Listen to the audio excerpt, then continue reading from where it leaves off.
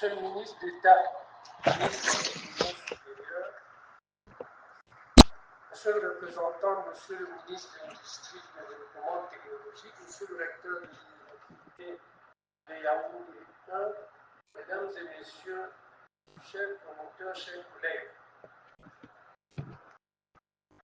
j'ai écouté avec attention les propos prononcés par deux universitaires qui nous situaient sur le quoi et le pourquoi en matière d'université, entreprise et d'étudiants entrepreneurs.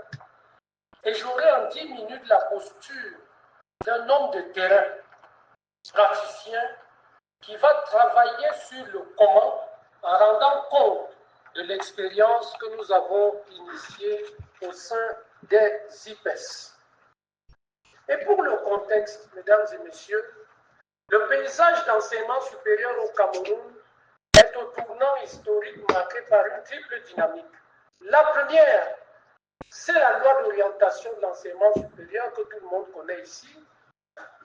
La deuxième, qui est fondamentalement structurante, c'est l'accélération du processus de décentralisation qui fait émerger de nouveaux acteurs qui se positionnent à la fois comme des clients et des opportunités pour les IPES.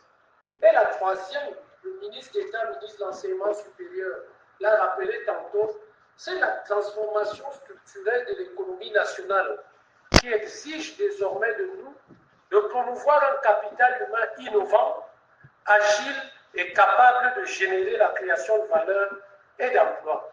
Dans ce contexte, les instituts privés d'enseignement supérieur ont une opportunité unique de se réinventer pour passer du statut de simple fournisseur de diplômés à celui d'acteurs centraux du développement des territoires.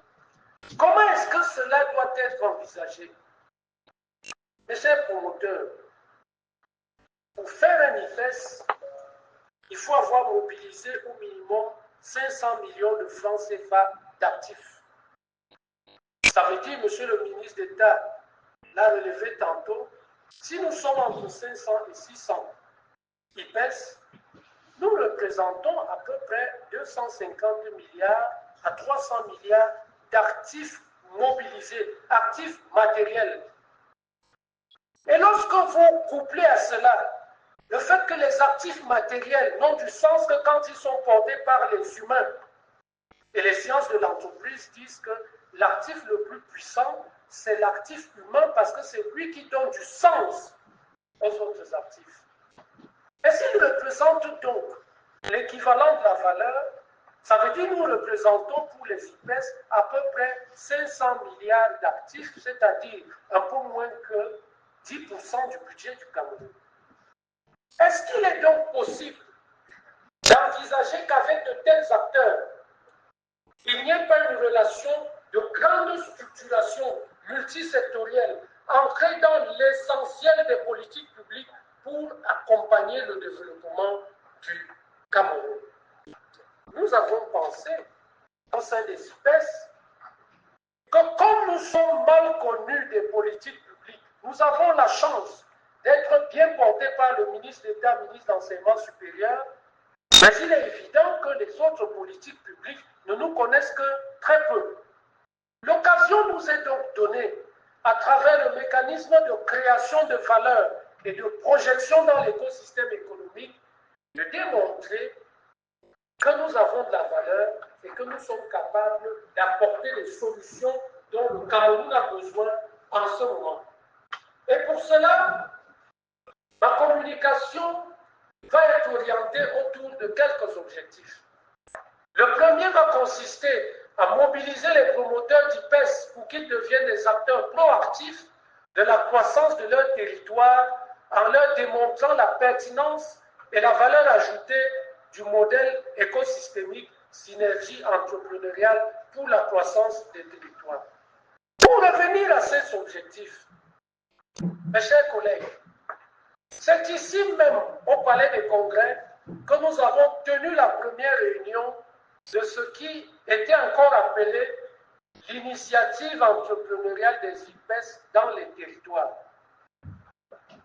Il s'agissait de 5 IPES qui s'était réunie ici sous la responsabilité de la NIPES et la convocation du réseau des parlementaires pour la promotion de l'entrepreneuriat privé, pour réfléchir sur la façon dont chacun des IPES pouvait chaque année, dans le cadre des centres d'incubation, pépinières ou incubateurs d'entreprises, accompagner 25 sujets.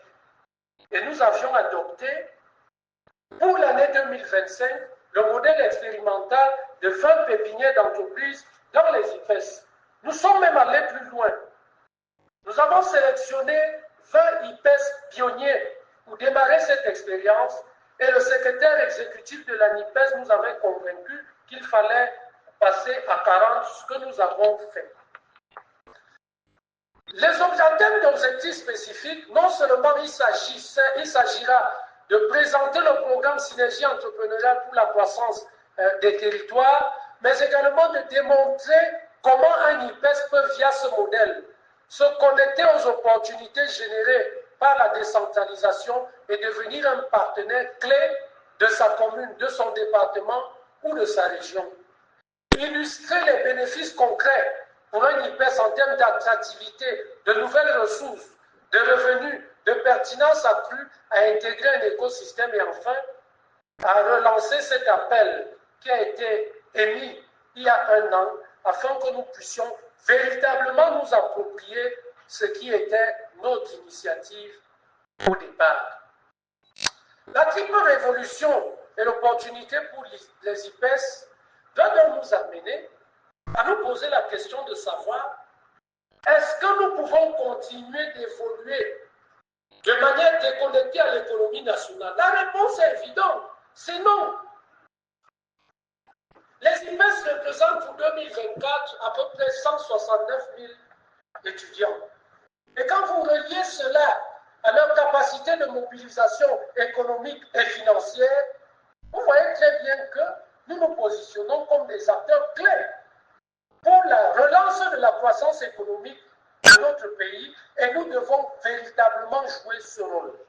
Pour jouer ce rôle, nous devons nous connecter à l'essentiel des politiques publiques. Parce qu'en matière économique, et je suis heureux que les économistes soient là, l'agent économique rationnel n'optimise son utilité sur le marché que parce qu'il a l'information.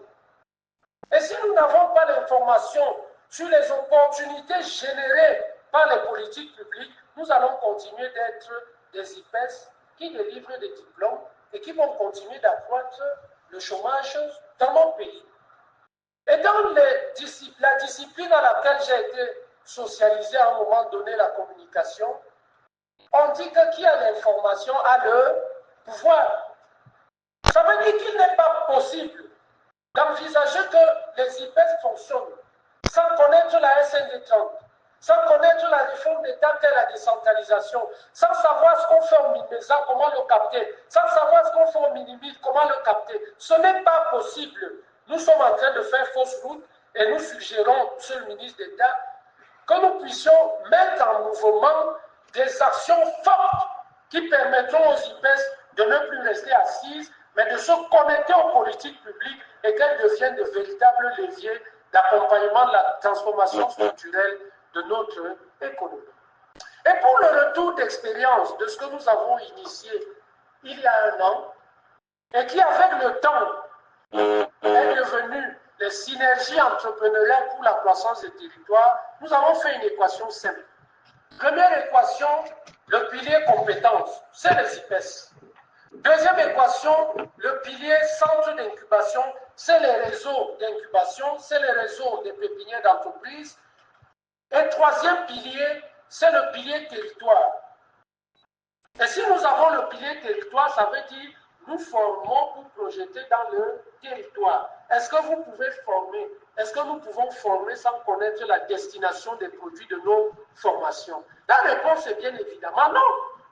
Et pour connaître la destination des produits de nos formations, nous devons entretenir des relations étroites avec les responsables à la fois décentralisés et déconcentrés des territoires. Parce que c'est eux qui connaissent la destination du Cameroun. C'est eux qui savent où va le Cameroun et qui peuvent nous dire quels sont les secteurs porteurs. Quelles sont les dynamiques émergentes? Quelles sont les opportunités projetées et quelles sont les facilités mises en mouvement? C'est la raison pour laquelle les IPES, réunis au sein du réseau des instituts privés d'enseignement supérieur et chaires universitaires du Cameroun, ont mis en place cette plateforme multi-acteurs qui commence à constituer un écosystème suffisamment puissant. Et au titre des porteurs, nous avons, outre le réseau des IPES et chaires universitaires du Cameroun, je suggère que nous soyons à la page 6 sur 13 de la slide, nous avons le réseau des parlementaires pour la promotion de l'entrepreneuriat privé. C'est le levier politique et d'influence. Le réseau des IPES et chaires universitaires du Cameroun, à côté de la NIPES, est le club d'IPES qui se spécialise dans la capitalisation de l'université entreprise et de l'étudiant entrepreneur et qui a vocation, bien entendu, à devenir un spin-off. Un spin-off, c'est une structure qui est incubée, qui a vocation à devenir autonome et à travailler sur une question spécialisée. L'Association des communes et villes unies du Cameroun, avec laquelle nous avons passé un contrat, ainsi que le réseau des maires camerounais pour l'économie sociale et solidaire. Là, c'est important parce que ce soit l'incubation, les incubateurs, les pépinières, les accélérateurs, les couveuses, c'est de l'économie sociale. Et les dynamiques ne vont pas se dérouler en vase clos. Elles se déroulent dans l'espace monde. Et il est important que nous puissions nous approcher aux acteurs qui ont la main dans ces différents espaces afin que les énergies captées puissent nous accompagner dans ce que nous devons faire. L'Association des régions du Cameroun et puis l'Association des élus de la diaspora. Pourquoi l'Association des élus de la diaspora? La SND 30, dans l'un de ses points, appelle les fils camerounais de la diaspora à investir au Cameroun.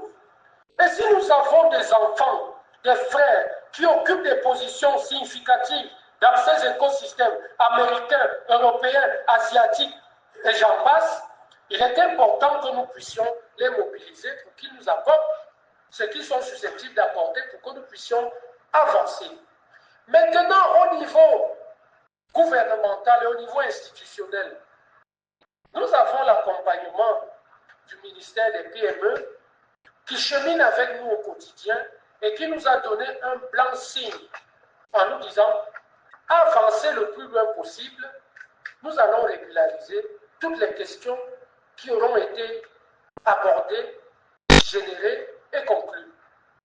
Le MINEPAD, qui est l'ingénieur en matière économique de notre pays, et le vecteur éducation est un levier de transformation économique. Ça veut dire que nous ne pouvons pas envisager de conduire les IPES comme nous sommes en train de le faire. Sans discuter avec le MINEPAD, ça peut avoir du sens, mais en réalité, ça n'en a pas. Le ministère des Finances, pour faire le budget du Cameroun, il faut que l'argent provienne de quelque part. Et quand il provient, il faudrait qu'il soit injecté pour que l'ensemble de l'économie puisse permettre la génération des recettes propres et tout ça. Et quand nous parlons d'université entreprise, c'est pour accroître les recettes propres du Cameroun, c'est pour développer la création d'emplois, de telle sorte que celui qui collecte ait une base de collecte suffisamment forte.